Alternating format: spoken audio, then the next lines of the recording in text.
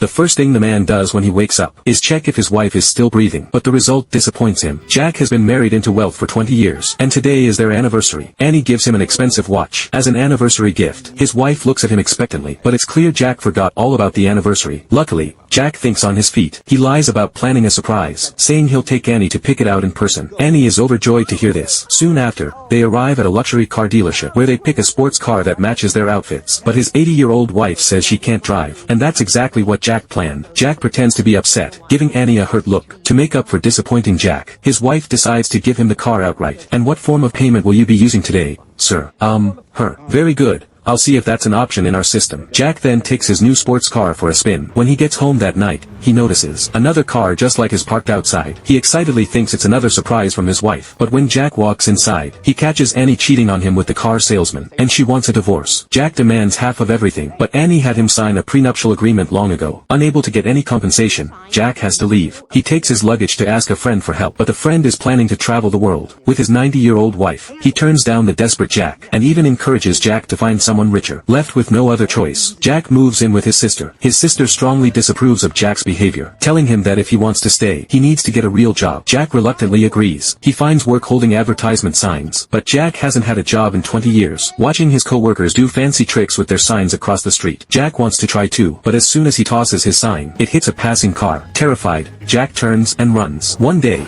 Jack takes his nephew Nick to school, and a woman catches his eye. Her wealthy appearance is exactly what Jack is looking for. His nephew says that's Lisa, his classmate's grandma. Jack immediately asks about her late husband. He died last year, Nick replies. Hearing this, Jack gets thrilled. He immediately follows Lisa, and when he sees a nearby pool, he gets even more excited. Swimming is his greatest skill. He buys sunglasses and swim trunks, planning to impress Lisa. At the pool, middle-aged Jack looks at his graying hair, then notices a can of shoe polish nearby. An idea hits him instantly. A few minutes later, Jack walks confidently to the poolside, immediately drawing everyone's attention. He tosses his sunglasses aside, and dives into the pool with flair, but the shoe polish runs in the water. When he climbs out, Jack's face is covered in shoe polish. Before he can even confess his feelings, Lisa is horrified by the sight. And that's how the overconfident Jack's plan fails. This hilarious movie is called How to Be a Latin Lover.